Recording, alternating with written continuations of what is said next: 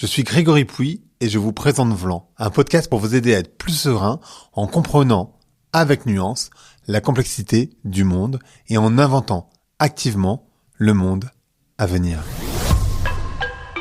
Il y a des sujets qu'on n'a pas envie de voir, pas envie d'aborder, parfois même pas vraiment envie d'anticiper, et la ménopause, je crois, en fait clairement partie. Ce mot, il est souvent associé à la vieillesse, à la fin d'un cycle, à une forme d'invisibilité. On l'entend peu, on l'explique mal et surtout, on en parle rarement avec justesse et nuance. Et pourtant, c'est un passage que vivent évidemment 100% des femmes, évidemment à condition de vivre assez longtemps, ce qui me semble du coup être une bonne nouvelle. Et j'avais eu la chance de l'aborder avec Davina McCall sur Vlan. Elle nous mettait à l'époque un énorme coup de boost sur le sujet, je ne sais pas si vous aviez écouté l'épisode, mais cette fois, on va l'approcher de manière un peu différente. Dans cet épisode, j'ai eu envie de donner de l'espace à cette transition trop souvent déformée, mal comprise, voire parfois complètement niée.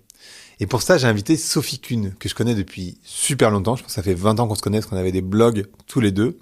Donc à l'époque, on faisait tous les deux du contenu. Et aujourd'hui, Sophie, elle a créé Ménopause Stories, qui est un compte Instagram, un podcast, et surtout un espace profondément humain autour de ce sujet. Elle a également écrit un livre. Sophie, elle n'est pas médecin, elle ne prétend pas l'être, mais elle a fait un travail d'utilité publique en redonnant aux femmes leur voix, leur vécu, leur pouvoir sur ce moment charnière de leur vie. Et dans cet épisode, on parle de préménopause, de ménopause artificielle, d'histoire, des mots. Saviez-vous par exemple que le mot ménopause n'existe que depuis 200 ans ? De transition hormonale, mais aussi de santé cardiovasculaire, de sexualité, de patriarcat, évidemment d'empowerment. On parle du corps, de l'intime, de ce qui ne se voit pas, de l'invisible qui vous fatigue parfois, qui pèse et que les médecins, trop souvent, ne relient pas. C'est un épisode qui est, j'espère, drôle, parfois touchant, souvent et terriblement nécessaire, je pense. Parce que pour changer le regard sur la ménopause, il faut d'abord écouter. Et c'est exactement ce que je vous propose aujourd'hui. J'espère que ça va vous plaire. Allez, Vlan, c'est parti.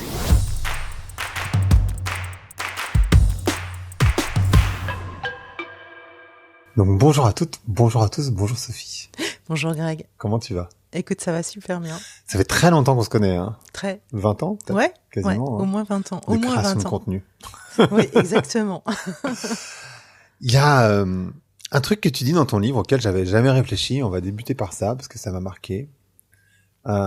C'est que la femme, elle est quasiment systématiquement située par rapport à son cycle de reproduction. Oui. Et c'est vrai que j'y avais jamais pensé, mais c'est clairement une vérité. Tu peux nous parler un peu de ça, parce que c'est vrai que moi je suis un homme.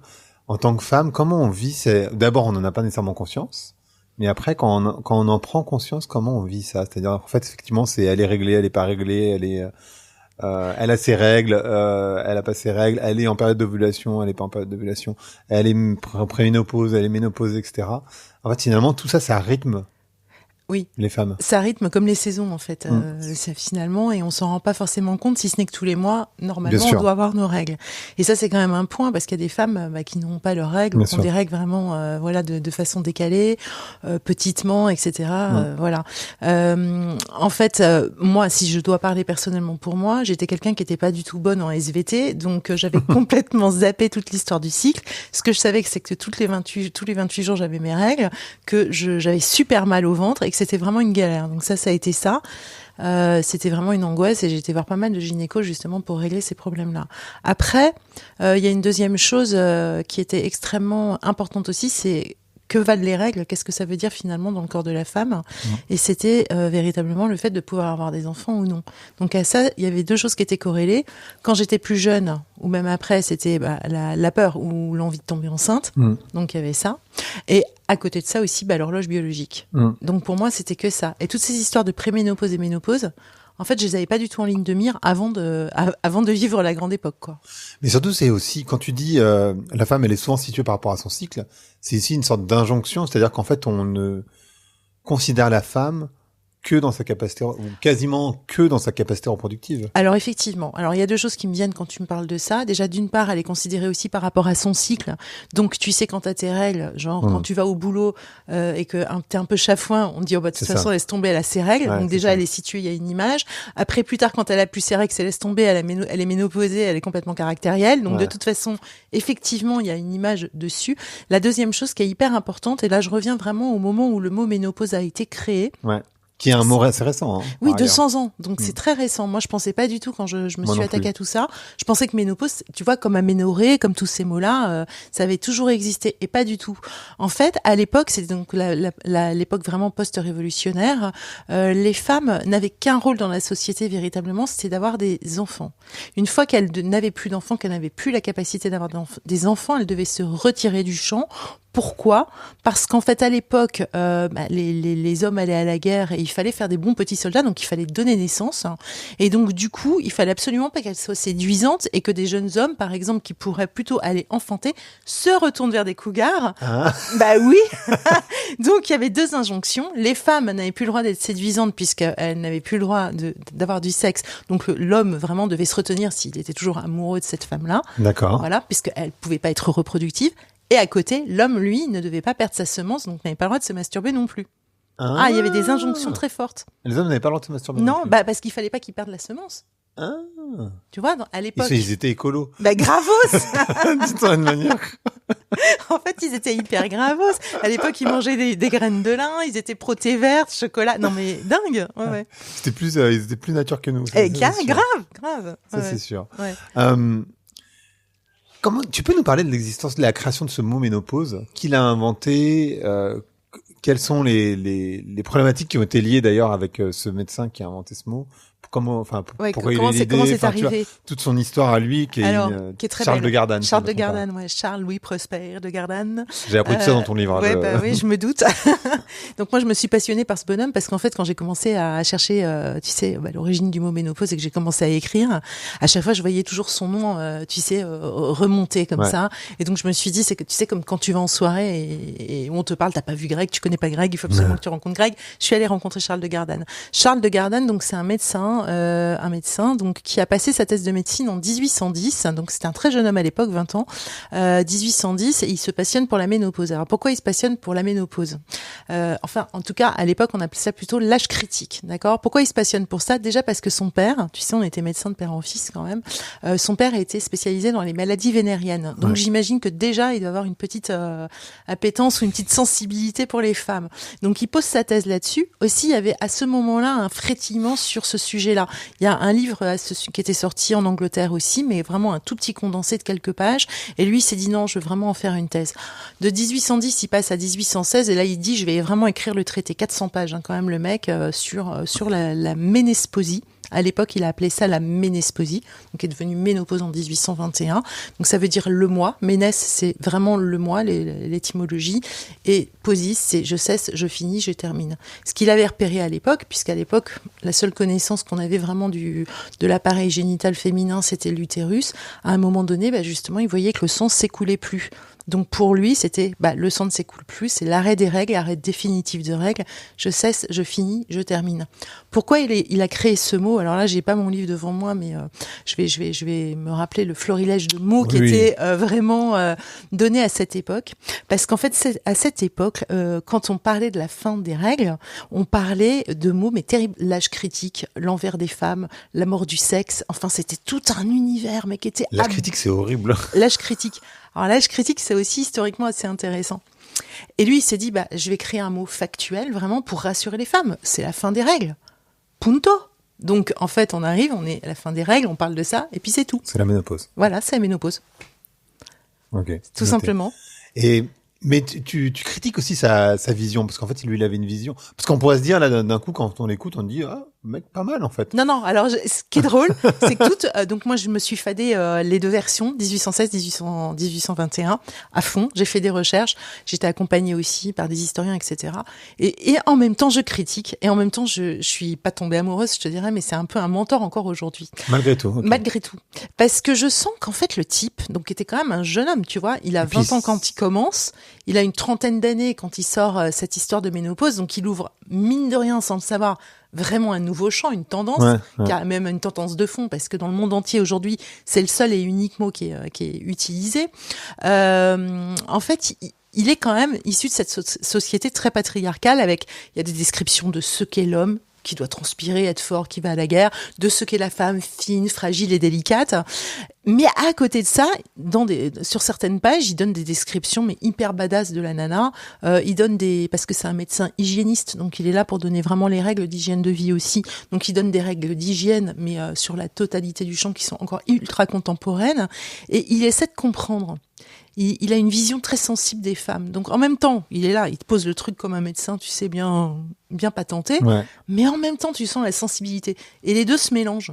Donc j'étais un peu balancée, quoi. À un moment donné, je disais, mais Charles, t'es féministe ou Charles, t'es carrément réac, quoi. On en est où, là?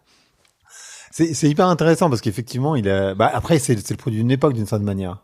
Oui, alors c'est le produit d'une époque déjà, c'est sûr, mais lui, il avait quelque chose de très particulier, c'est qu'il est aussi dans une famille qui est extrêmement intéressante. En fait, son beau-père, c'est Nicolas Gâteau. Nicolas Gâteau, en fait, je te la fais super courte, c'est un médaillé graveur. Donc à l'époque, tu sais, c'est vraiment les hommes qui dessinaient les monnaies. Donc ce sont des métiers très nobles. Ouais. Et donc, si tu veux, ce qui est très intéressant, c'est que Nicolas Gâteau, donc du coup, faisait salon.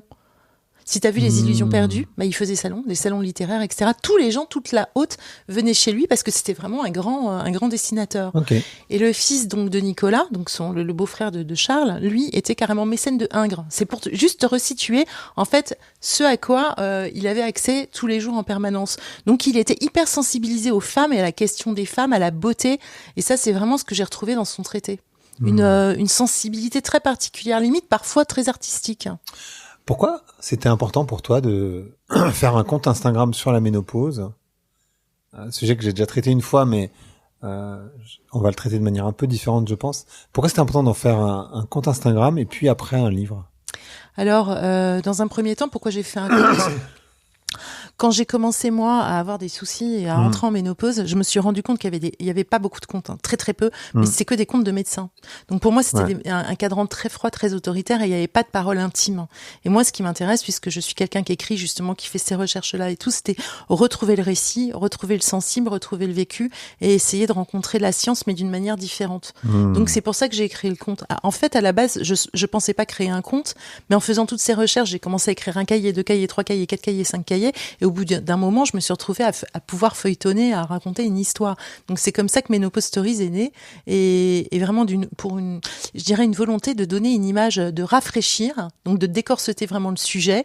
Et c'était pas un reframe, c'est vraiment dépoussiérer, balayer toutes les idées reçues. Et surtout, il y en a beaucoup parce que en fait, ce que j'ai appris, alors je sais pas si c'est dans ton livre ou c'est en discutant tous les deux, mais finalement, les médecins et même les gynécologues ne sont pas vraiment formés en fait à la ménopause, ce qui peut sembler complètement fou parce qu'en fait ça arrive à 100% des femmes qui sont encore en vie en tout cas, c'est ça. Voilà. Ouais. C'est-à-dire effectivement 100% des femmes vont y passer. Oui. Il y a beaucoup d'images qui sont négatives et qui sont reliées à ce sujet parce que pour moi c'est pas tant que c'est un sujet midlife parce qu'aujourd'hui de toute façon il y en avait déjà à l'époque de Charles de Gardane d'ailleurs parce qu'il en parlait dans son livre, il y avait déjà des insuffisances ovariennes prématurées, donc des ménopauses précoces. Il y avait pas mal de choses et effectivement les médecins sont pas formés à ça, ils ont 2-3 heures je crois pas plus. Donc ce qu'ils savent faire c'est repérer le symptôme rapido, mais donc ils ont la liste et après comment tu gères ça de manière allopathique. Comment tu gères ça de manière allopathique, donc le traitement hormonal, punto final. Ouais, c'est ça en fait, ils ont aucune idée. Ouais, et ils relient pas si tu veux. Ouais. Tout ce que tu peux avoir comme symptôme à ce moment-là, qui est finalement hyper logique parce que tu as aussi ces hormones qui jouent et toute une cascade, donc tout un équilibre intérieur qui chavire, je dirais, avant de retrouver l'équilibre. En fait, ils savent pas relier tous les ponts. Donc par exemple, tu vas arriver avec un trouble anxieux, ils vont te foutre sous antidépresseurs parce qu'ils pensent que tu fais un burn-out. Tu vois, c'est super intéressant. Est-ce que tu as eu un complexe de l'imposteur de vouloir faire ce compte et d'écrire un livre sur le sujet alors que tu n'es pas médecin? Alors oui. Naturellement, alors, je veux dire. Oui, naturellement. Et alors oui, naturellement, je te dirais que c'est assez drôle que tu me poses la question parce que limite encore tous les jours, je pourrais un peu l'avoir en ce sens où je ne suis pas médecin. Là où je l'ai pas, c'est que je parlais justement de l'intime. Je parle, à la base, je me dis, entre guillemets, pour me rassurer, je me dis la ménopause n'est pas une maladie, c'est physiologique. Donc finalement, tout le monde peut en parler déjà. À partir de ce moment-là, voilà, la voix est libre. Après, je parlais vraiment de la voix intime, du sensible. Ouais, bien sûr. Donc là, c'était possible. Après, j'ai parlé aussi de ce que je ressentais, de ce que je voyais, de ce que j'observais. Donc je me plaçais comme ça. Ensuite, j'ai rencontré énormément de médecins aussi. J'ai interrogé des chercheurs, enfin bon, pas mal de monde. Donc du coup, en tant que personne qui sait faire le contenu et qui sait transmettre et aussi animer une communauté, je dis c'est vraiment voilà, j'ai mon passé aussi avec moi. Là, je me sens pas impostrice. Ce qui est plus compliqué, effectivement, c'est je suis à la limite, je dirais. Je suis une passeuse, je suis pas un médecin. Je suis pas un médecin. Et je vais pas faire médecine maintenant aujourd'hui, je veux dire, c'est pas... Non, tu vois, ça sert à rien. Après, ce que j'ai fait pour asseoir aussi mes connaissances, et même si je l'utilise pas, c'est que j'ai passé une formation de coaching aux États-Unis, vraiment pour tout structurer, tout remettre, et bien après l'écriture de mon livre, vraiment pour avoir une vision complète et holistique du sujet. Ouais. Tu dis dans ton livre que la ménopause se vit en réalité depuis sa naissance. Oui. Tu pourrais m'expliquer ça? En fait, en ce sens où tu nais avec un nombre de follicules, donc en fait, dès la naissance, on sait le nombre, enfin, tu vois, t'as une réserve ovarienne, donc limite dès la naissance, si tu faisais ta réserve ovarienne, le bilan de réserve ovarienne, par exemple, dès 20 ans, tu saurais à peu près le moment où ta ménopause devrait arriver, à part, évidemment, si t'as une ménopause induite, j'entends cancer, tu vois, les problèmes d'hormonothérapie, de choses comme ça, qui sont là, je dirais entre guillemets vraiment, parce que c'est le seul mot qui me vient, des accidents de la vie, mais sinon, oui, de naissance, tu sais où tu vas. D'accord. Et ça, on le sait pas, justement. Oui, non, on en a non, aucune idée. Là, le pire, en fait, c'est qu'on a des idées sur rien. Là, moi, ce matin, j'ai une femme qui m'a écrit, j'ai carrément honte de moi parce que je viens d'apprendre que la préménopause existait. Elle a 45 ans. Je dis, mais attends, mais c'est super. T'as 45 ans, ça y est, tu viens de comprendre. Et bon, maintenant, tout le champ est ouvert. C'est le moment de te préparer, c'est génial. Moi, je me la suis prise dans le mur et le mot périménopause vient juste de rentrer dans le dictionnaire. Là, ce mois-ci. Ah ouais? Ah oui. Incroyable. Et toi, justement, t'as eu une ménopause très tôt. Non, alors finalement non. Quand je regarde tout le... non. Ah non? Non, parce que en fait, j'ai eu une périménopause finalement normale parce que j'ai commencé à avoir des soucis à 47 ans. D'accord. Et 47 ans, maintenant, je me rends compte que c'est normal. J'ai eu un problème, en revanche, de santé. Donc, on m'a placée en ménopause artificielle. Ah, c'est ça. C'est là où ça a été traité. Aux 47 ans, je me suis pris le mur du jour au lendemain. Ce qui a été... Limite, 47 ans, ça aurait pu être un âge normal pour être ménopausée. Oui. Mais si j'avais été ménopausée de manière, tu vois, normale avec les cycles qui s'arrêtent, etc. Moi, je me la suis prise en 10 jours avec une piqûre. On m'a fait une piqûre, ça a bloqué les cycles et je me la suis pris dans la gueule. Là, ça c'est autre chose, puisque là, t'es même pas préparé, c'est comme si tu te prenais vraiment le mur. Et pourquoi cette situation arrive? Pourquoi on te met en ménopause artificielle? Alors, je connaissais même pas le terme, je connaissais même pas le concept, en fait. Moi non plus, avant que le gynécologue m'en parle, et même après, j'ai même pas creusé à l'époque, je vais te dire. En fait, ce qui s'est passé, c'est que j'avais donc de l'adénomiose, qui est de l'endométriose, mais intérieure à l'utérus. Ce qui veut dire qu'en fait, je saignais en discontinu. Permanent et beaucoup. Donc à un moment donné, comme je bosse comme une tarée, je pouvais pas m'arrêter, je suis à mon compte. Donc moi j'ai dit au gynéco qu'est-ce qu'on peut faire parce qu'il avait tout essayé et il y a rien qui marchait. Donc là il a dit la seule solution c'est de faire une ménopause artificielle. Moi je dis ok, de toute façon j'y connaissais rien donc. Bien sûr. Je dis ok et là il me dit c'est juste une piqûre qu'on va reprendre tous les 3 mois. Comme ça, vos cycles sont bloqués ad vitam aeternam jusqu'au moment où vous allez arriver vers 50 ans en ménopause. J'avais 47, je dis banco, qu'est-ce que tu veux, for it, quoi. Go for it. Donc là, du coup, je vais chez l'infirmière et moi, dans ma tête, qu'est-ce que je me dis? Super, je saigne plus. Donc je suis libérée. Tu vois, pour moi, c'est c'est une libération, bien sûr. La big picture, ça y est, c'est le retour de la vie, quoi. Sauf que je me retrouve déjà avec 10 jours, au bout de 10 jours, même pas une semaine, avec des effets indésirables de la mort qui tue, parce que là, d'un coup, tout s'arrête. Donc quand je dis tout s'arrête, j'étais recroquevillée, je commençais à me dessécher comme un abricot, à pleurer, à avoir chaud. Tout ce que Davina décrit, moi, ça a été même pas en une semaine. Les sueurs nocturnes, bouffées de chaleur, la sécheresse, enfin tout, l'enfer total, quoi. Et contraction musculaire, et notamment au niveau du cœur, enfin vraiment j'avais mal. Donc du coup là, j'appelle le médecin, je dis il y a quand même un petit souci. Et après 10 jours après ça, ou non 3 semaines après ça, les règles reviennent, enfin les saignements reviennent, discontinuent. Donc, en plus, ça n'a pas marché. J'étais résistante. Donc là, le médecin dit, bon, bah écoutez, ça marche pas, quoi. On va voir ce qui se passe. Bref, je te la fais courte. Tout ça pour te dire qu'après, du coup, j'ai eu l'ultime chance de vivre vraiment la transition ménopausique. Parce qu'il s'agit véritablement d'un voyage et d'une transition avant de réarriver au bon port au moment de la post-ménopause. Et que j'ai été ménopausée tard, finalement, puisque j'étais ménopausée pratiquement la veille de mes 55 ans. Ah oui, non, ça pour le coup, c'est assez tard. Ouais. Okay. Ça commence à être tardif à partir de 55. D'accord. Ouais. Ok. Donc j'ai eu le temps de faire un compte Instagram, d'écrire un livre, de faire un podcast, de répondre à tout le monde. Enfin bref, quoi. Mais donc tu recommandes, si une femme se retrouve dans ta situation et qu'on lui propose une ménopause artificielle. Oh purée, qu'elle se renseigne. Ouais. Qu'elle se renseigne bien, qu'elle comprenne bien ce que ça veut dire, qu'elle se prépare, qu'elle pose toutes ces questions avant. Si elle a une sécheresse vaginale, qu'elle sache que il faut prendre du Réplein, des choses, qu'elle se prépare. Et pour toutes les phases, de toute façon, moi ce que j'ai compris maintenant, tu me parlais des cycles, tu vois, de l'injonction des cycles au début, c'est pour ça que je vais me permettre de revenir là-dessus. Bien sûr. Ce que j'ai compris maintenant, c'est que moi, à l'époque, tu vois, j'ai eu mon enfant tard à 38 ans et demi, et je sais que ce qui me faisait peur, parce que la ménopause, j'y pensais même pas, limite, on n'en parlait pas, donc je savais même pas que ça existait. Je pense que en fait, t'as pas envie d'en penser, parce qu'en fait, comme on associe tellement, enfin, c'est horrible ce que je vais dire, attention, mais je vais le dire quand même, on associe tellement la ménopause à la vieillesse, à la mort, à la fin de la femme, à l'invisibilisation de la femme, que du coup, t'as pas envie d'y penser, quoi. C'est même pas ça, c'est que moi, j'y pensais pas parce qu'autour de moi, c'est pas un mot qui était employé. D'accord. Comme je l'ai dit dans mon bouquin en préambule, quand j'avais 25 ans, je travaillais avec Catherine Millet. La directrice d'Art Press, et que c'est le moment, si tu veux, où elle avait 48, 50 ans, et c'est le moment où elle tenait, tu sais, le pavillon de la Biennale de Venise. Donc du coup, il y avait César au bureau, etc. Et moi, je voyais que des badasses, en fait, à 50 ans.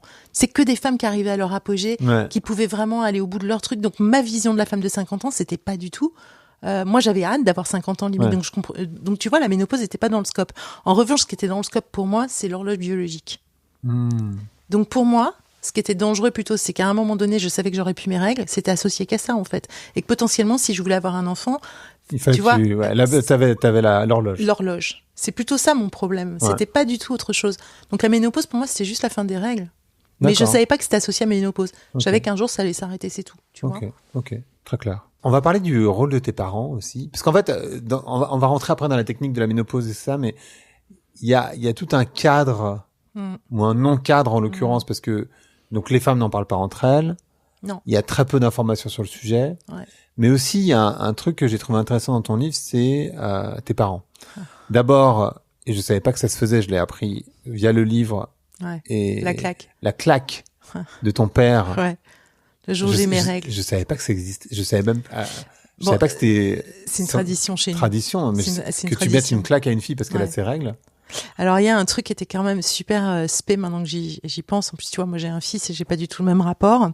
C'est que j'ai été formée relativement jeune puisque j'ai eu mes règles à 10 ans et demi, ça veut dire le dernier jour du CM2. Ça c'est très tôt. Oui. Voilà. Donc en fait moi j'ai été quand même super intéressée par les règles parce que ça a commencé tôt, ça finit tard. Donc je pense que je devais avoir une destinée avec ce truc, c'était dingue. Et en fait ma tante et ma mère, elles étaient à fond sur mon corps. C'est-à-dire que si tu veux, à 8 ans, ma grand-mère m'avait déjà expliqué ce que c'était que les règles, mais juste que j'allais saigner un jour. C'était ça l'histoire. Mais personne m'avait dit que j'allais avoir mal au ventre potentiellement, que j'allais avoir les seins qui gonflaient. Donc tu vois, tout ce qui est symptomatologie, etc., t'en sais rien du tout. Et que c'était super bien parce que j'allais devenir une femme. Genre, tu sais, c'était vraiment le rôle de ta vie, quoi. Et ma tante et ma mère, elles auscultaient en permanence à savoir si j'avais les seins qui poussaient, si j'avais des poils qui poussaient. Enfin, tu vois, c'était quand même un vrai sujet pour moi. Ouais. Wow. Donc, comme tu dis, maintenant avec le recul, je me dis, quand même, bon, bref. Et puis un jour, effectivement, je me couche, le dernier jour de juin, dernier jour du CM2, et puis le lendemain, je me lève et j'ai mal au ventre, mais comme jamais, je vais aux toilettes et je saigne et tout. Donc là, je vais voir ma mère, je lui dis, je crois qu'il m'arrive quelque chose. Et là, du coup, ma mère arrive, elle me donne des serviettes, et mon père, après, c'était le rôle, il fallait qu'il me donne une claque pour que je me souvienne toute ma vie de ce jour-là et que ça y est, j'étais devenue une femme, c'était un truc important. Alors ça a marché, mais tu vois, on reparle encore de l'injonction. Est-ce que cette claque veut dire bravo, tu fais partie du truc, ou attention, c'est un danger aussi. Tu peux tomber enceinte, il faut que tu fasses très attention à ça, quoi. C'est précieux. C'est intéressant. Ce qui est touchant dans ton livre, donc ton père il est parti tôt, mais t'as un rapport malgré cette claque on va dire, t'as un rapport très intense, très fort avec ton père. Ouais. Mais par contre ta mère, elle te parle pas beaucoup, et en tout cas, elle t'a pas parlé de la ménopause. Alors maman, elle parle pas parce que maman, elle est très pudique. Et tous ces sujets-là, elle les a pas assez seuls. Et d'ailleurs, je me suis rappelé aussi quand elle était avec ma tante, avec mon autre tante et tout, elle parlait surtout des problématiques de femmes qui étaient les femmes à cet âge-là qui peuvent être trompées par leur mari, tu vois, les problèmes de retraite, les problèmes enfin plein de trucs très matériels. L'intime, c'est peut-être pour ça que j'écris l'intime, c'était pas là. Il y a une autre chose aussi, c'est que ma grand-mère, elle avait une hystérectomie à 40 ans et ma mère à 50. Donc je pense que dans ma tête, si la ménopause n'est pas apparue, c'est que je pensais que j'allais passer à l'hystérectomie. Et en fait, j'étais à 2 doigts. Normalement, après la ménopause artificielle, il n'y avait plus de sujet, je devais avoir l'hystérectomie. Wow. Donc je pense que c'est ça le sujet qu'il n'y avait pas. Donc tu vois, j'ai même pas vision de tampons, de choses comme ça à la maison. Il n'y avait pas tout ça. Je sais pas en fait. C'est. Oui, pour elle, ça a été... Et maman, alors elle a fait tout ce qu'il fallait, tu vois, j'y réfléchissais justement hier et je la remercie pour ça parce que elle m'a amenée chez le gynéco, tu vois, elle a toujours tout pris sérieusement, mais avec une certaine forme de très grande distance. Et je pense que c'est sa pudeur qui veut ça, ouais. Je comprends, mais c'est vrai qu'il y a beaucoup d'hommes qui parlent pas, enfin, beaucoup de mères... Qui parlent, non, parce que, alors il y en a qui parlent. Alors maintenant, c'est elle qui revient parce qu'au début, elle me dit mais qu'est-ce que tu me poses comme question ? À la limite, t'es chiante à poser toutes ces questions-là, ou pas t'es chiante, mais comment tu peux te poser toutes ces questions-là ? Moi, en fait, ça leur venait pas non plus à l'esprit parce que tu sais, il y avait pas de cadre. Et il faut que tu te rappelles aussi que personne leur avait transmis tout ça. Bien sûr. Qu'à l'époque même, moi, je me souviens que leur serviette périodique, c'était genre, tu sais, comme des changes pour les petits, tu sais, comme des culottes menstruelles qu'on fait maintenant, mais vraiment à l'époque, c'était pas du tout ça, tu vois. C'était vraiment pas super, quoi. Et donc, elles reviennent de loin. Et je pense que c'était compliqué pour elles. Donc, c'est une génération qui parlait pas et qui ont sans doute intériorisé une peur, la peur de se faire larguer potentiellement ou des peurs, tu vois. Et je sais pas lesquelles. Donc, je pense que nos générations, nous, ce qui nous arrive, c'est que déjà nous, on est en pleine révolution. Parce que on sait aussi que on est la deuxième génération qui vont vivre plus longtemps. Normalement, l'espérance de vie s'est allongée. Donc elles avaient pas connaissance de ça non plus. Tu sais, il y avait pas. Bien sûr. À 50 ans, les nanas, elles étaient déjà. Rappelle-toi à l'époque, Simone Veil, Marie-France Garot. Enfin, à mon époque, quand j'étais petite, elles étaient plutôt statutaires. Nous aujourd'hui, 56 ans, je suis en jean Stan Smith. Donc, c'est clair. C'est pas du tout pareil. Et nous, on est vraiment dans une révolution ici que je dirais accompagne aussi cette révolution MeToo. Parce que les jeunes, elles ont commencé à y aller branle-bas le combat avec les règles et à vouloir tout éclater. C'est aussi ça qui m'a poussée, tu vois, à faire Ménopause Stories, parce que je me suis dit, mais les jeunes, elles y vont, elles revendiquent quelque chose, elles parlent de l'intime, elles ont pas de problème de syndrome de l'imposteur, elles y vont. Moi, je me suis dit, pourquoi j'irais pas ? En fait, curieusement, je comprends. C'est les petites qui m'ont donné la force d'y aller. Ouais, alors, je comprends. Tu vois ? Je comprends. Mais du coup, donc effectivement, j'ai un rapport à papa qui était plus. Je dirais pas que c'était ma meilleure copine, mais pas loin. Ouais, on était extrêmement proches. Enfin, je lui disais tout. On va parler pas de prévention, parce que prévention c'est pas le bon terme. Quand t'es une femme et que t'as dans les 40, parce qu'en fait la préménopause, la périménopause, ça peut arriver à 35 ans. Donc ça peut arriver jeune. Donc déjà. Exact. Rien que d'avoir cette information, de dire attention, et c'est clairement pas la norme, mais à 35 ans, tu peux déjà être en périménopause. Exact. C'est possible. Exact. C'est quoi les signes auxquels les femmes doivent prêter attention qui pourraient laisser supposer qu'elles sont dans cette périménopause ? Le premier signe, c'est les cycles qui vont être irréguliers. Et puis qui vont être plus courts, plus abondants. Enfin vraiment, parfois c'est très très abondant et tu te dis j'ai toujours mes règles de manière régulière mais bien plus abondante. Mais c'est vraiment le premier signe. La deuxième chose, c'est tout ce qui va être fluctuation. Si vraiment t'as les seins plus tendus, de la rétention d'eau, des choses comme ça, parce que c'est le jeu vraiment des hormones et certaines choses qui s'installent au moment de la ménopause, quoi. Des bouffées de chaleur, sueur nocturne qui commencent à s'installer aussi, troubles de l'humeur, des choses comme ça. Si tu commences à sentir que c'est plus vraiment comme avant, voire que t'as l'impression, comme moi ça a été le cas, mais aussi parce que je me suis pris une piqûre, mais que j'avais Hulk à l'intérieur du corps. Mais souvent les femmes disent ça aussi, c'est qu'elles ont l'impression de plus être elles-mêmes. Donc si tu commences à sentir que t'es un peu habité par quelqu'un qui est pas toi, là ça commence à être un signe assez important, ouais. Donc moi déjà ce que je conseille en général, c'est vraiment de noter tes cycles tout de suite, pour savoir où t'en es, est-ce que t'es régulière et qu'est-ce que tu ressens au moment des cycles. Ça c'est super important. Après, il y a une deuxième chose que je veux dire aussi, parce que si on revient à l'étymologie du mot qui est donc le moi, je cesse, je finis, je termine, ça veut pour moi, alors donc maintenant d'une manière positive, dire c'est simplement la fonction cyclique de reproduction qui s'arrête. Ok, c'est pas ta vie, c'est pas toi qui cesse, qui finit, qui termine.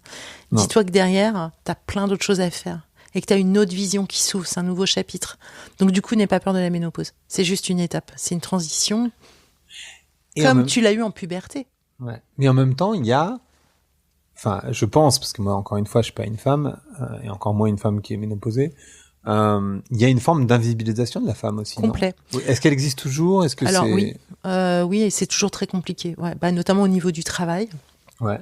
Au niveau du travail, la représentation, ça y est, ça qu'on commence à avoir de plus en plus de séries, tu vois, de rôles au cinéma, c'est logique, à nous voir dans les pubs, etc. Ça y est, ça commence. On commence à être quand même de plus en plus aussi à écrire un peu sur le sujet, etc. Il y a un gros mouvement aux États-Unis, vraiment, avec des prises de parole avec Oprah Winfrey, Halle Berry, enfin des gros trucs. Là, on est sur du costaud. Donc c'est ce qui me fait dire qu'on est dans une vraie révolution. C'est pas une évolution, c'est une révolution. Nous, on est dans une l'invisibilisation, elle est là où elle demeure. Pour moi, tu parles de prévention, c'est là où c'est juste. C'est qu'en fait, au moment de 35-40 ans, on doit donc sentir les signes et ensuite ne pas en avoir peur et se préparer à tout ça, se poser les bonnes questions, revoir l'alimentation, le sport, le stress, le sommeil, tout ça, et en parler au médecin, voir ce qu'on peut faire aussi au niveau de la contraception ou autre, enfin, en tout cas, se prendre en main à ce moment-là. Et aussi, ce qui est super important, c'est de se prendre en main, surtout si on a des antécédents médicaux, de regarder tous les facteurs type cardiovasculaire, plus tard pour l'osseux, mais cardiovasculaire relativement jeune quand même. Tout ce qui est cancer cardiovasculaire, etc. Là, faut vraiment faire les bilans. Comment tu fais ce bilan ? C'est une prise de sang ? La prise de sang pour le cardiovasculaire, sauf si vraiment tu as quelque chose de particulier, mais déjà le bilan va t'indiquer les choses. Cancer, cholestérol. Ouais, cholestérol. Tout ce qui est triglycérides, le cholestérol, toutes ces choses-là. Vraiment faire des bilans lipidiques, des bilans complets. Les frottis, faut toujours les faire. Faut aller faire la mammo. Faut faire tout ça. Faut se prendre très sérieusement en main. Vraiment. Ce qui me fait dire aussi une chose, c'est qu'une fois que tu n'as plus tes règles, tu continues à te prendre en main. C'est pas parce que tu n'as plus tes règles que tu vas plus chez le gynéco.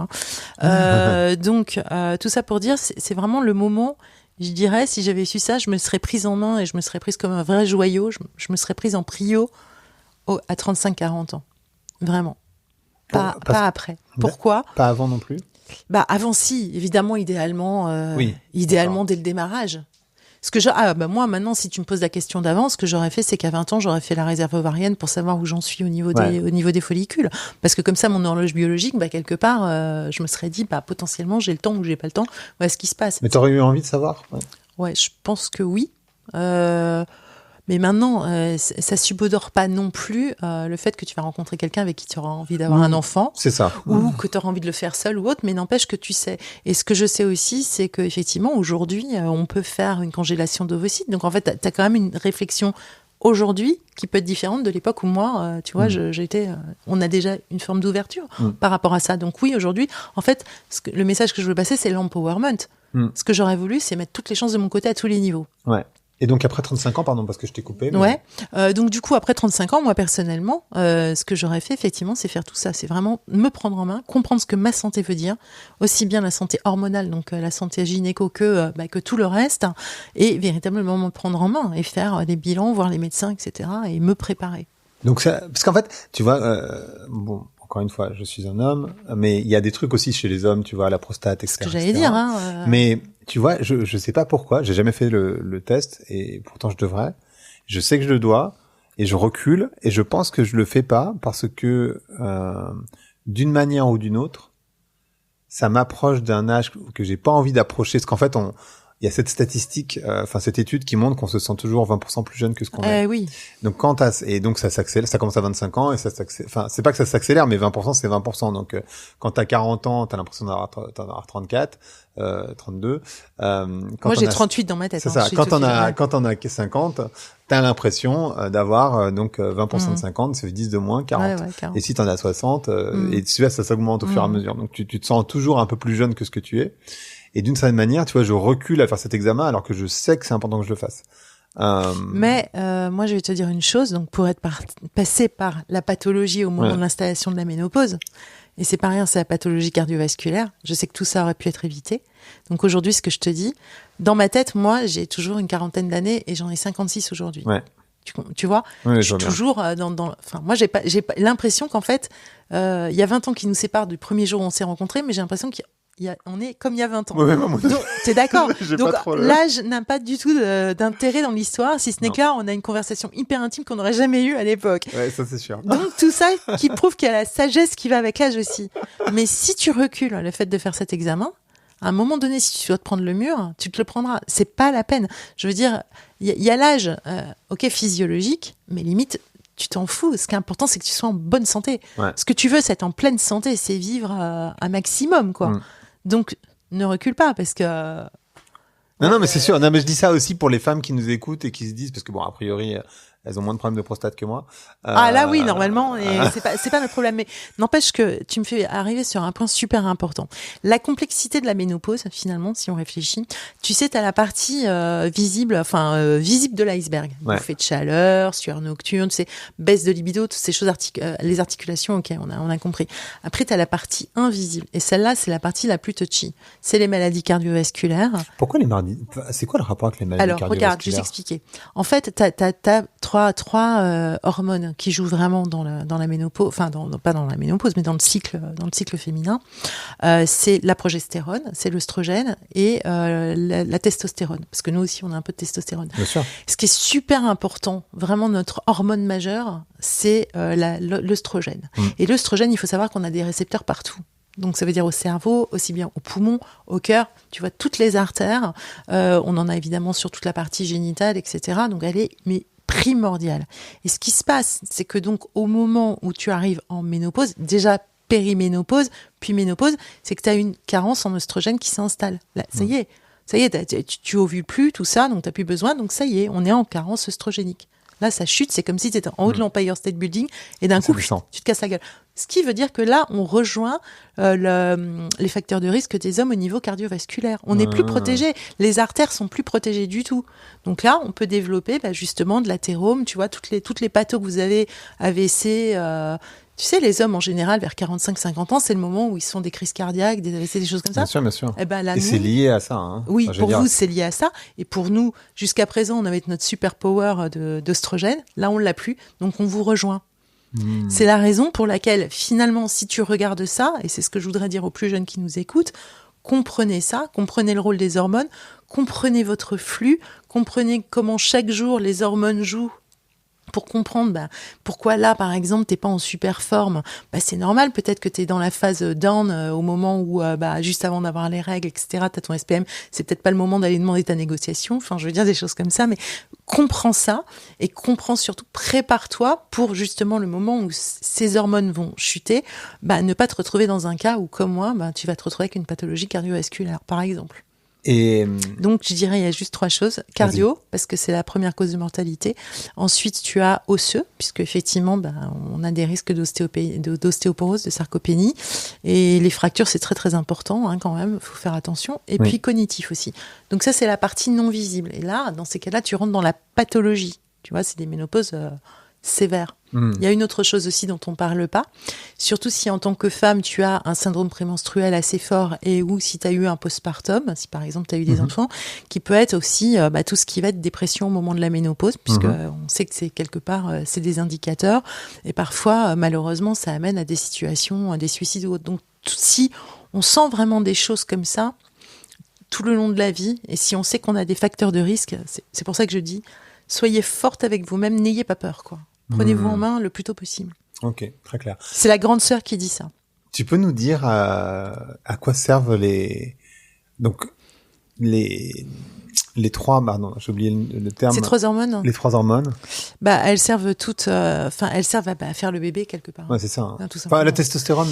La testostérone, non, c'est pour activer la libido, etc. Tu vois, toutes ces choses-là, elles ont chacune un rôle. Ouais. Alors, il y en a une qui est vraiment, si tu veux, la progestérone, c'est l'hormone de la détente. Donc, c'est t'es soft, l'autre, c'est l'énergie. Donc, l'œstrogène, c'est vraiment l'énergie, c'est vraiment la féminité aussi, tu vois. C'est ce qui va faire que, voilà, et puis la testostérone, c'est la partie un peu musclée du... Faut avoir du truc. Est-ce que tu peux prémunir, c'est-à-dire par exemple chez les hommes, mais j'imagine que chez les femmes c'est pareil, quand tu fais du sport, tu génères de la testostérone et c'est important pour les hommes de faire du sport. Alors je sais qu'on associe beaucoup le sport au fait de perdre du gras. ce qui techniquement est pas très efficace parce que en fait le perte de gras c'est surtout manger différemment. Exact. Faut faire les deux. Faut faire les deux, mais le sport c'est 20% de la perte, de gras, donc c'est pas forcément là que ça se joue. Mais par contre le sport ça a énormément d'impact à plein de niveaux. Pour tout. Enfin vraiment c'est extrêmement important. Et aussi, en tout cas chez les hommes, il y a cette question de testostérone. Pour les femmes, sur ces 3 hormones, est-ce qu'il y a des choses que tu peux faire pour prémunir? Peut-être qu'il y en a pas. Je dirais plus que pour les hormones, parce que la question, moi, je me la suis pas posée comme ça. Je me la suis posée plutôt sur la question de qu'est-ce que ça m'apporte de faire du sport, parce qu'on n'a pas parlé du traitement hormonal, savoir si tu prends le traitement ou pas, tu vois.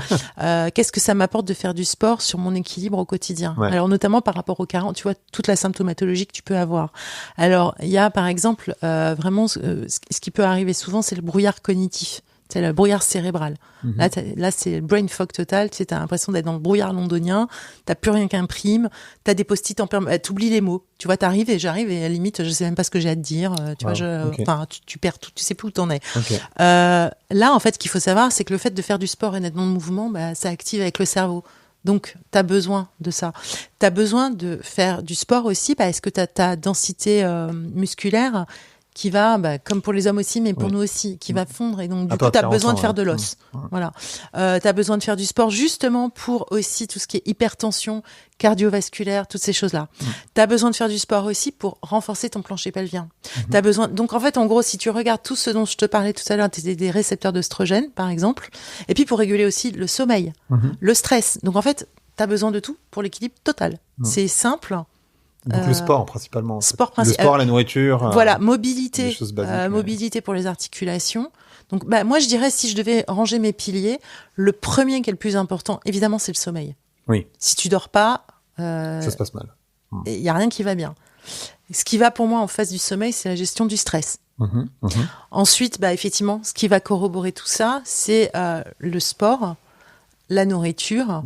Et après, un truc qui est super important, c'est, alors, bon, il y en a beaucoup qui disent le lien, tu vois, c'est la partie épigénétique. Moi, je dis l'apprentissage qui va avec le lien, quoi. C'est toujours te surprendre, apprendre, aller vers l'autre, créer des liens, quoi. Faut que tu penses un peu comme si, tu sais, t'étais dans ton cerveau et que tu créais tes connexions, ou dans ton corps, tu crées tes connexions. En fait, il faut en permanence créer tes connexions. C'est super important. Ça, c'est vachement important. Un truc, parce que moi, je fais un peu de cholestérol, donc, et je pense que c'est génétique. Donc, je peux pas y faire grand chose, ça a pas beaucoup de lien avec ce que je mange. Et ce qu'un médecin m'a conseillé, pour ceux qui nous écoutent et que ça intéresse potentiellement, c'est de faire une échographie de ma carotide. Ouais, c'est ce que j'ai, ton Doppler. Bah oui, c'est ce que j'ai, Parce que pour voir si en fait, t'as pas d'athérome. Voilà. En fait, finalement, on s'en moque de savoir si t'as du cholestérol ou pas. La question, elle est pas tant là. La question, elle est sur l'impact. Et l'impact, c'est le fait que tes artères se bouchent. Exact. Et on peut le voir à travers, un Doppler. Il faut que tu fasses le Doppler. Normalement, tu dois faire carotidien. Tu dois faire les membres inférieurs. Et tu dois faire le coroscanner. C'est ça. Juste pour savoir si ça bloque quelque part. Voilà. Quand je parlais du bilan, en fait, théoriquement, par rapport à moi, ce qui s'est passé, c'est que personne m'a fait faire les bilans, ou en tout cas, personne n'a rien observé. Et finalement, j'avais du cholestérol relativement jeune. Moi aussi, c'est génétique et mon père est mort de ça. Donc, de toute façon, normalement, moi, sur mon parcours, si vous lisez mon bouquin, j'avais tous les indicateurs. Personne, et pourtant, j'allais voir mon cardiologue, ne s'est occupé de ça. Et à un moment donné, moi, je voulais prendre le traitement hormonal, donc j'ai demandé la balance bénéfice-risque, donc voir effectivement, parce que je voulais le prendre justement pour protéger les artères, pour protéger le cœur, parce que moi, ma focalisation, c'était le cœur. Et là, on s'est rendu compte qu'au niveau carotide, j'ai une infiltration à 60%, ce qui est super important pour mon âge. C'est comme si, tu sais, t'as ton artère et t'as 60% déjà qui est bouché, qui est obstrué. Donc, là, ils m'ont dit, continuez comme ça. C'est là où tu vas à l'AVC, pour le coup. Voilà. Ils m'ont dit, là, vous êtes en risque majeur d'AVC, vous êtes en haut risque cardiovasculaire, ce qui a été corroboré d'ailleurs par une prise de sang qui m'a donc montré que c'était génétique. Là aussi, pareil, donc j'ai pas du tout de prise. Et donc, c'est pour ça que je vous dis, faut faire les bilans le plus tôt possible. Ça, c'est important. Enfin, je sais que les gens, ils ont tendance à aller chez le médecin quand ça va pas. En fait, c'est pas vrai. Faut être acteur de soi-même. Et si on vous dit, il y a des changements à faire, prenez ça comme une opportunité, c'est super. Ouais, c'est ça en fait. C'est vachement important comme message. Enfin, c'est con, mais... Non, mais c'est con, mais je suis passée par là. Je suis passée par là, et du coup, j'ai perdu 20 kilos en un an. Enfin, quand je me suis pris cette nouvelle, je me suis pris, voilà. C'était pas terrible, Non, oui, parce qu'en plus, j'ai un enfant, donc moi, et puis un mari, enfin, bon, bref, quoi, j'ai envie de partir. Non, pas forcément, tu vois, là, j'avais pas prévu le départ pour tout de suite. Donc, du coup, je me suis dit, ok, ça veut dire quoi? Et j'ai tout remis en perspective. Et en fait, c'est passionnant. Parce que justement, quand je parlais d'ouvrir un nouveau chapitre, on y vient, quoi, tu vois, passer l'étape de la ménopause. Quand t'as une patho, là, du coup, ça te fait un déclic. Et qu'est-ce que tu veux ouvrir réellement? Moi, ce que je veux ouvrir réellement, c'est une belle longévité, tout simplement. Ouais, bien sûr. C'est ça.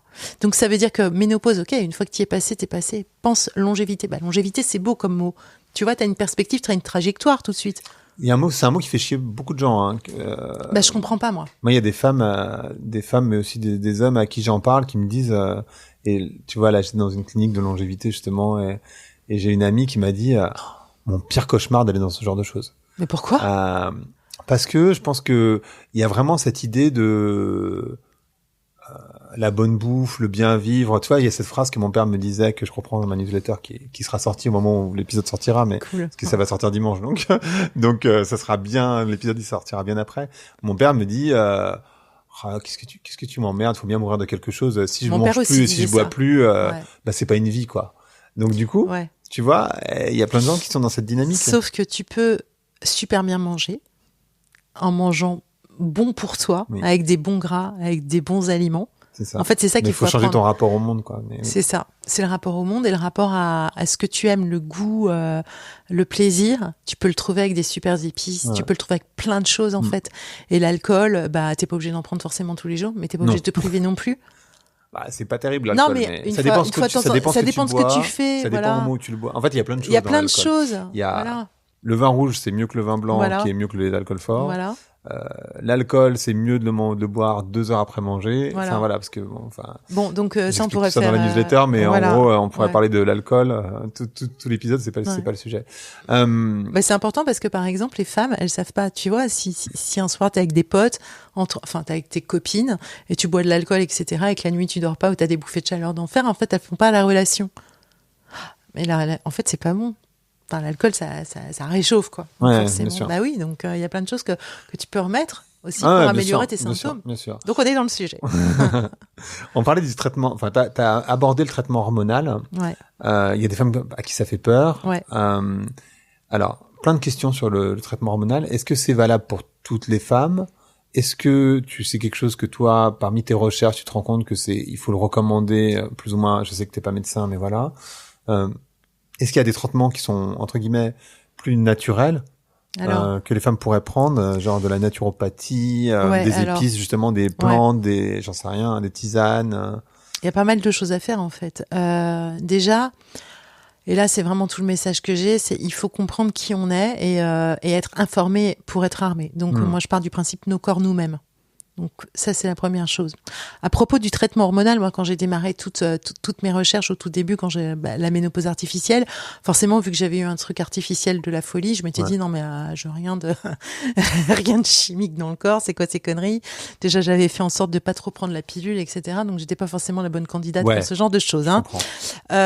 Et puis après, au fur et à mesure, justement, j'ai fait beaucoup de recherches, j'ai rencontré beaucoup de gynécologues. J'ai vu qu'effectivement, la mauvaise image qui avait été mise sur le traitement hormonal, c'était une version de la WHI, qui est une étude américaine qui était sortie en 2002, donc il y a 20 ans, plus de 20 ans, qui donnait une image erronée de ce traitement et qui notamment disait que ça, je vais pas t'en raconter trop parce que sinon on va vraiment déborder, mais qui disait que effectivement ça donnait entre autres le cancer du sein, donc il fallait pas donner le traitement hormonal. Donc du coup là il y a eu à l'époque les femmes elles étaient traitées par traitement hormonal. Là il y a eu un stop considérable et puis plus personne voulait y aller parce qu'il y a eu un article qui est paru dans le Monde. Enfin bref. Qui a tiré un raccourci sur le sujet. Donc moi je partais un peu là-dessus, mais là les gynécologues m'ont expliqué que non. D'abord, les molécules qu'on a ici aujourd'hui, en fait vraiment, d'abord il y a eu 20 ans. Nous déjà on était en Europe. Beaucoup de recherches. Enfin, en tout cas on était en Europe, en tout cas on était en France avec une façon de donner le traitement hormonal qui n'était pas du tout la même façon que le traitement aux États-Unis. Voilà, nous on le donne aussi de manière transdermique. Enfin il y a tout plein de choses. Donc résultat est que le traitement hormonal c'est un traitement bio-identique. Ça veut dire qu'il se rapproche vraiment le plus des hormones qui sont fabriquées dans l'ovaire. Donc en fait, en gros, ça se rapproche. Donc moi, je voulais le prendre. Je veux dire en fait aux femmes que il faut qu'elles sachent faire vraiment la balance bénéfice-risque. Est-ce qu'elles ont plutôt de bénéfices à le prendre? Est-ce qu'elles n'ont pas de bénéfices à le prendre? Moi, typiquement, si je le prends, ça décroche ma plaque d'athérome, je crève. Donc c'est pas la peine. Hein. Oui, parce que l'œstrogène, si tu fous trop d'œstrogène d'un coup, qu'est-ce qui va se passer? Ça va décrocher le tableau et puis là, ça part au cerveau. Donc c'est le risque. Ou la plaque qui se fissure. Voilà, tu vois. Donc c'est pour ça que j'ai pas le droit. Mais par exemple, il faut voir effectivement dans quel cadre on est, si on a des effets indésirables, si on a toute l'ouverture, tout est ouvert. Voilà, c'est savoir ce qu'on veut, ce que le traitement hormonal va t'apporter. Est-ce que tu as une ménopause sévère ou pas? Est-ce que tu es vraiment à indication ou pas? Voilà, donc tout ça c'est super important. Et ça c'est vraiment un dialogue qu'on doit avoir avec son médecin. De préférence un gynécologue médical qui est spécialisé en ménopause, et il n'y en a pas beaucoup en France. Mais c'est vraiment ce qu'il faut faire. Il y a 100 ouais, c'est ça. Il y en a très peu. C'est ouais. Complètement fou. Non, c'est fou. Il y a très peu. Finalement, il n'y a pas tant de gynéco que ça, mais alors en gynécologie médicale, vraiment. Mais tu peux aussi anticiper cette conversation aussi avec la sage-femme, si elle est formée en ménopause.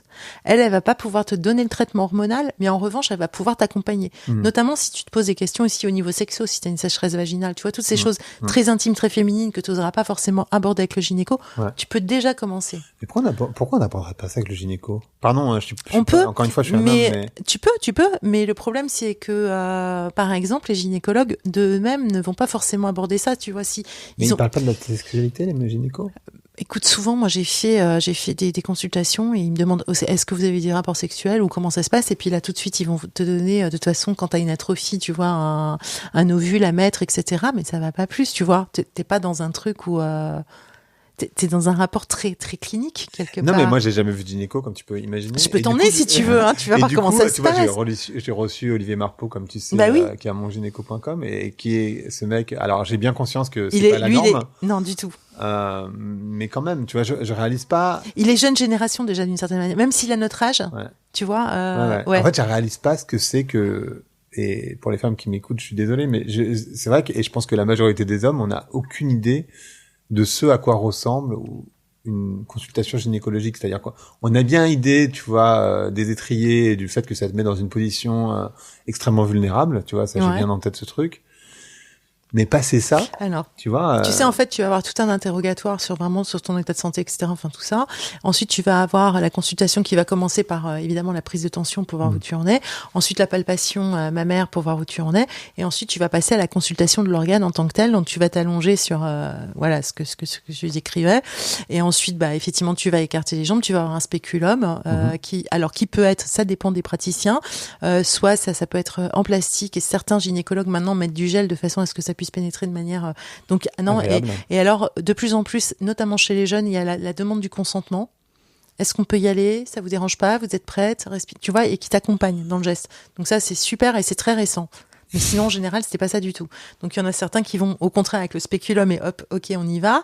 Et eux, ils auscultent, si tu veux, l'organe, ils regardent le col de l'utérus, enfin, ce qui se passe, l'atrophie, enfin, tout. Si t'as un lichen, enfin, si t'as des problèmes, tu peux avoir des mycoses, tu peux avoir plein de choses, tu vois. Donc, donc, c'est ça. Et à l'issue de ça, soit éventuellement, ils vont te passer une échographie pelvienne pour regarder. Enfin, tu vois, voilà. Et puis ensuite, tu retournes et puis là ils font le point rapidement et ils vont te donner de la médication, tout le diagnostic à la médication comme ça. Et c'est en fait le truc, c'est qu'en règle générale, par exemple sur tes hormones, tu sais pas comment ça fonctionne, tu sais pas poser de questions parce que t'es pas préparé et tu comprends pas la consultation. Tu sais que t'es là, on te dit tout va bien, etc.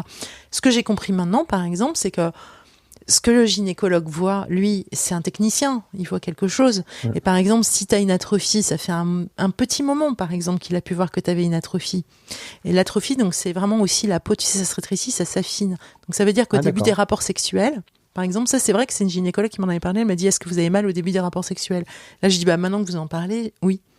Mais si elle m'en avait pas parlé, en fait, j'en aurais pas parlé moi-même, tu vois, parce que, en fait, c'est même pas t'intériorises le truc. En fait, c'est un truc que j'ai entendu récemment, que une grande majorité des femmes avaient une souffrance dans les rapports sexuels à un moment donné du rapport. Ouais. Et en tant qu'homme, on le sait pas. Ouais.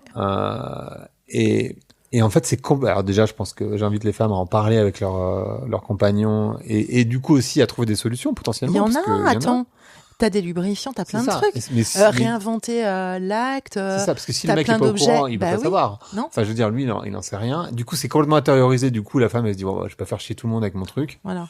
Mais même son mec, parce que du coup, elle a peur tu vois, que lui pense, oh merde, elle me désire plus. Exactement. Alors qu'en fait. Ou merde, attends, pire pour la ménopause. Du coup, elle mouille plus, c'est bon, elle est finie, elle est plus bankable, elle est vieille. Ouais. Tu sais, moi, j'ai entendu pas mal de copines qui disent, oh non, moi, j'ai peur de dessécher.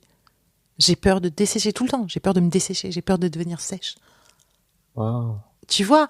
Donc en fait, c'est tout ça. Quand toi tu sens, et quand bien même déjà faut être en rapport avec ton corps, t'as vachement de mal à en parler. Donc si le gynéco qui lui voit cliniquement ce qui se passe n'amène pas la conversation, tu peux passer à côté du truc, alors que tu peux avoir de la kiné périnéale, tu peux avoir pas mal d'accompagnement, tu peux très bien aller voir un sexologue aussi pour savoir, et la sage-femme en l'occurrence, est la bonne personne aussi pour t'accompagner sur ce chemin. Mais c'est vrai qu'on a tellement associé l'image du fait de mouiller à l'excitation, à la sexualité, etc. Alors c'est pas ça. Et du coup, tu dis, une fille qui mouille pas, elle est pas très excitée. Et je pense que c'est complètement intériorisé chez les femmes aussi. Bien sûr. Surtout que, si tu veux, t'as un changement que tu comprends pas. Alors pour tenter que tu aies un changement de ton corps aussi, tu vois, que tu te sentes replié, que tu sois fatigué.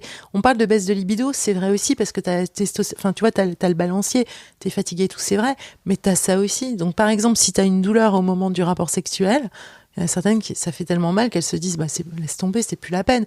Et si personne ne te dit qu'il y a des solutions, tu fais quoi ? C'est quoi les solutions ? Par exemple, effectivement, c'est de prendre soin. Oui, les lubrifiants, c'est les ovules. Il y a des crèmes. Tu peux avoir effectivement les toys. Tu vois, parce qu'en fait, cet organe, c'est assez marrant, quoi. C'est les piles Duracell. C'est le contraire. Elle suce si tu t'en sers.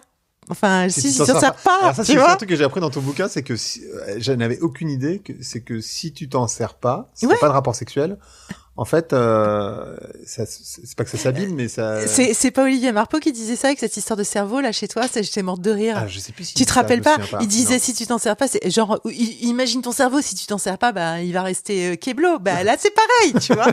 Donc en fait, en gros, faut t'en servir. Et si t'arrives pas à t'en servir, par exemple avec ton conjoint, tu peux t'entraîner toute seule. Une sexualité personnelle t'aide à repartir, en tout cas à refaire connaissance, quoi. Tu vois, refaire confiance en fait, tout simplement. Il y a plein de femmes qui font pas ça non plus, par ailleurs. Bien sûr. Donc ça, c'est encore tout un sujet, tu vois. Comment réhabiliter tout ça et comment avoir cette curiosité, d'où l'ouverture du nouveau chapitre. Exactement. Oui, non mais c'est vrai, c'est tout ce que t'as pas osé te dire, t'interroger même sur ta sexualité tout le long. En fait, ce qui est passionnant avec la ménopause, c'est que tu fermes un chapitre, donc ça veut dire que t'en ouvres un autre. Et c'est génial parce que tu peux faire le point sur le premier chapitre, qui est un grand chapitre, mais si t'as encore 40 ans à ouvrir, qu'est-ce que tu fais de tes 40 ? C'est ça. Mais avant qu'on arrive là... C'est quoi l'imaginaire ? Parce que tu parles d'un imaginaire positif autour de la ménopause. Comment toi, t'aimerais qu'on parle de la ménopause ? Et pour toi, ce serait quoi un imaginaire positif de la ménopause ? C'est une étape de vie. C'est une étape de vie Alors, maintenant, je me souviens de la question que tu m'as posée au début pour ce syndrome de l'imposteur et Ménopause Stories. Et là, j'arrive à te dire que moi, je suis littéraire. Je suis quelqu'un qui écrit vraiment, voilà, tu le sais. Bon. Et je lis donc du coup beaucoup, et toujours beaucoup d'autrices, etc. Et en fait, j'ai trouvé que c'était une étape qui était formidable parce que c'est une période de chaos. Une période de chaos pour quelqu'un qui aime écrire et chercher l'humain, l'intime, il n'y a pas plus beau. Donc c'est un jaillissement, quoi, de plein de questions. Et des questions les plus profondes. Tu parlais de la vie, de la mort, de où j'en suis, de qu'est-ce que je vais faire. Donc du coup, c'est une transition, c'est un voyage. Tu commences pas ce voyage en le terminant, tu seras pas la même. Tu vas être puissante, il va y avoir une forme de sagesse, il va y avoir quelque chose, une compréhension de toi comme un éclairage, comme si tu passais, tu avais traversé l'Atlantique. Franchement, c'est impressionnant. Et tu vas te découvrir tout plein de ressorts. Alors moi, je dis ça, il y a des femmes qui vivent des situations compliquées à ce moment-là. Si par exemple, elles ont pas pu avoir d'enfants. Si elles n'ont pas pu avoir d'enfants... Et qu'elles le souhaitaient. Et qu'elles le souhaitaient. Bien sûr. Ça, c'est bien sûr. Pas pu, c'est dans le cas de ce que j'entends des femmes qui m'écrivent, évidemment. C'est pas voulu, c'est pas pu, j'ai pas pu avoir d'enfant. Des femmes qui ont été enceintes, qui ont avorté et qui après n'ont pas pu avoir d'enfant, parce que ça je l'ai. Tout ce qui ressort, c'est aussi les violences sexuelles. Voilà. Donc tout ça aussi, il faut faire le point, et ça peut être des sensations de vie ratée ou autre. Donc tout ça, c'est des moments très bouillonnants, quoi. Le moment de refaire le point et de réouvrir. Donc l'image positive pour moi, et notamment c'est ce que je vois, c'est cette révolution de vie après, quoi. J'adore parce que là, aux États-Unis, on est en pleine réhabilitation. Justement, on parlait du sport tout à l'heure, de la force, de gain avec les muscles. C'est prendre en force. Donc, c'est casser l'idée que, en fait, la femme allait devenir bodybuildeuse et qu'elle avait besoin de se refaire de la force et de la densité avec le muscle. Donc, toutes les nanas aux États-Unis, elles sont là-dessus à fond avec les haltères. Ça, c'est un truc que les Français n'ont pas bien compris encore. Non, pas encore. Il faut soulever des poids. Il faut faire. Voilà. Moi, je vais commencer là, mais je te raconte pas. Tu tu vois. C'est un travail, mais en fait, un gros travail. À partir de idéalement tout le temps, mais à partir de 25, mais surtout à partir de 35 et encore plus 40. Et nous, faut y aller là. Voilà. Non, mais je parlais pour les femmes. À partir de 40. On commence à perdre. Bah oui, bien sûr. Et c'est hyper important pour l'équilibre, parce qu'il y a beaucoup de gens qui meurent en tombant, bêtement. C'est ce que je te dis. Tu meurs en tombant, donc fracture. Et fracture, c'est la fin. C'est pour ça qu'il faut prendre ça. Faut pas avoir peur de tout ça, faut le préparer. Donc moi, tu vas aller faire ton truc sur la prostate, là, tout de suite en sortant. Donc tout ça pour te dire qu'en fait, ça, c'est rebuild. Tu vois, c'est refaire un nouvel imaginaire que te dire, bah finalement c'est un nouveau truc, c'est une nouvelle construction de toi-même et c'est positif de repartir avec des poids et de reprendre de la force, de reprendre en beauté, parce que là aujourd'hui quand je nous vois toutes, on est toutes super canon quoi. Enfin j'entends pleine de vie, pleine de projets, pleine d'entrain. Je te parle pas du rapport physique, je te parle de la façon dont on se sent physiquement, de l'énergie, de la façon dont on se reprogramme, c'est se reprogrammer. Et d'ailleurs, pour aller dans ton sens, quand on s'intéresse aux alphas, femelles alphas, chez les singes, donc nos congénères, en fait, à la différence des mâles, la femelle, quand elle a de plus en plus de respect, plus elle est ancienne, plus elle a du respect. Ouais. Et ça, on l'a un peu perdu chez les humains, alors qu'on est aussi des singes d'une manière ou d'une autre. Chez les orques, alors ce sont les mammifères, avec les baleines, les orques, ce sont les seuls animaux qui sont ménopausés. Figure-toi, les autres ne le sont pas. Oui. Eh bien, elles sont carrément leadeuses. C'est elles qui dirigent, oui, parce qu'elles ont vu tous les chemins, donc elles savent. Elles connaissent. Et elles protègent les garçons, en l'occurrence. Tu sais qu'elles protègent les mâles, parce que forcément, les mâles font les bébés après derrière. Enfin, tu vois, voilà. Ouais. Et donc toi, ce que tu dis, et j'ai trouvé ça aussi un message hyper positif, c'est que c'est un moment, c'est une puissance qui se libère aussi, la ménopause, potentiellement. Oui, potentiellement, parce que y a plein de choses. C'est comme je te disais, t'arrives, c'est comme si t'étais en haut du promontoire. Déjà, tu regardes toute ta vie, et t'as pas que des réussites, mais t'as aussi des choses que t'as réussies, et quand t'as eu des échecs, t'as vu comment tu les as remontés. Donc ça veut dire que là, d'un coup, tu dis, ah ouais, putain, j'ai quand même fait ça. Ah ouais, quand même. Tu te retrouves face à plein de freins. T'as quand même plein de freins parce que t'as la mauvaise image de la société. Donc en gros, pour retrouver du job, si t'es en entreprise et tout ça, c'est très compliqué. Mais et tu peux être aussi la personne charnière puisque tu portes vraiment toute ta famille. Tu portes la génération qui est en dessous de toi, la génération qui est au-dessus de toi, si t'as encore ta génération dessus. Tu peux porter ton conjoint malade. Enfin, tu portes beaucoup de choses. Donc ça veut dire que là, t'es multiplié en responsabilité. Tu vois comment tu gères et en plus en ménopause, tu te dis ouais, là t'es badass et tu sens que ça y est, t'es solide quoi. T'es un pilier d'immeuble en fait. Là t'as gagné en puissance parce que comme tu sais tout gérer en 360. Comment toi, t'as réussi à dépasser tes peurs? Parce qu'il y a beaucoup de peurs liées à la ménopause.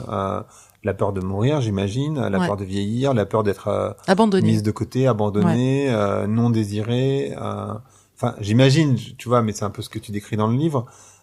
Comment t'as dépassé ces peurs? Moi, je suis quelqu'un qui écrit. D'accord, par l'écriture. À quoi ça me sert? C'est pas un exutoire. C'est quelque chose qui, tant que j'ai pas écrit, que j'ai pas dessiné, j'ai pas configuré, je pense pas. Enfin, tu vois, c'est ce qui me permet de poser ma pensée et d'aller plus loin, de construire, en fait. L'écriture me construit. Donc, ça a été l'écriture et l'observation. Observation, écriture. Observation, écriture, observation, écriture. Et quelque part, c'est Ménopause Stories. Parce que quand j'ai balancé Ménopause Stories, je me suis dit, bon, de toute façon, c'est foutu. Tu sais, au début, personne voulait me voir. Enfin, je veux dire, clairement, voilà, je me suis dit, ça y est. En plus, j'annonce clairement la couleur, quoi, tu vois, et pas de la manière la plus, quand même, c'était assez trash, puisque c'est intime. Il fallait y aller. Ouais, bien sûr. Et ce qui m'a permis de dépasser ces peurs, c'est les sourires des gens, en fait, aussi. C'est toi, c'est toutes les mains tendues, c'est les micros tendus, c'est les télés tendues, c'est le livre qui ressort en livre de poche, c'est l'intérêt, c'est maintenant les gynécos qui viennent me voir, tout ce monde et tout ce que moi j'avance en fait et j'apprends, donc ça me fait dépasser mes peurs puisque je sais que je suis pas à la fin de l'apprentissage, loin de là. Donc c'est pas le moment d'avoir peur, c'est le moment d'ouvrir, de s'ouvrir et de libérer sa puissance, quoi. Ouais, maintenant je te dirais quand même, oui, j'ai peur évidemment, parce que t'as peur t'as quand même toujours peur à un moment donné d'être stoppé ou par l'âge ou tu vois, c'est au niveau du business, moi ma peur principale, c'est toujours ça qui est compliqué. Quand t'es indépendant de toute façon, c'est ça qui est très très compliqué. Le reste me fait pas du tout peur parce que plus ça va, plus je comprends et je peux transmettre. Alors là, j'ai vraiment vu mon rôle. Tu sais, c'est drôle, ça fait 20 ans qu'on se connaît.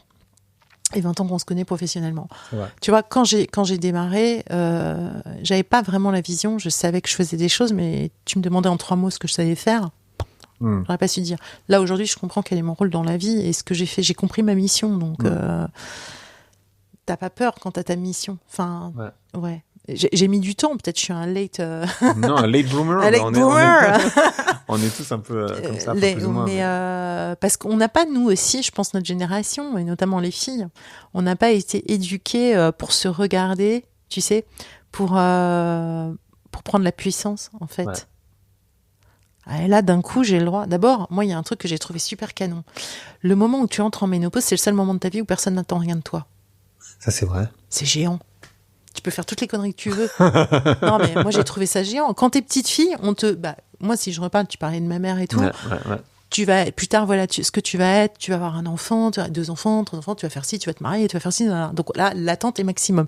Pression d'enfer. Et alors, c'est après, quand voilà, donc tout ce temps après, c'est est-ce que tu vas le faire? Est-ce que tu as réussi? Est-ce que tu as coché les cases? Est-ce que tu as fait ci? Est-ce que tu as fait ça? Donc pression d'enfer. T'as acheté ton appartement, t'as un chien, t'as ton break, enfin bon, bref. La barrière blanche. Voilà. Après, t'as fait ça. Et là, d'un coup, tu perds parce que là, maintenant, t'es arrivé, t'as 50 ans, ça y est, t'es plus bankable. Là, tu te dis déjà, putain, j'ai rien vu. Bon. Mais n'empêche que plus personne. Donc, le signal, c'est plus personne n'attend rien de toi. Ouais, mais ce qui est formidable.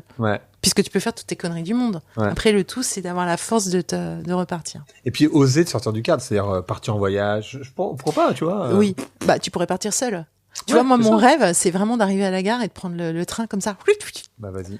Je vais à Londres et j'entre le soir. Tu sais, genre, voilà. Comme dirait Mathieu Dardaillon, que j'ai reçu aussi sur le podcast, on va faire la méthode ABZ. Z, ton objectif, c'est de partir comme ça. C'est quoi le point B, c'est-à-dire le truc le plus proche que tu pourrais faire pour accéder à ce rêve? Ah, facile.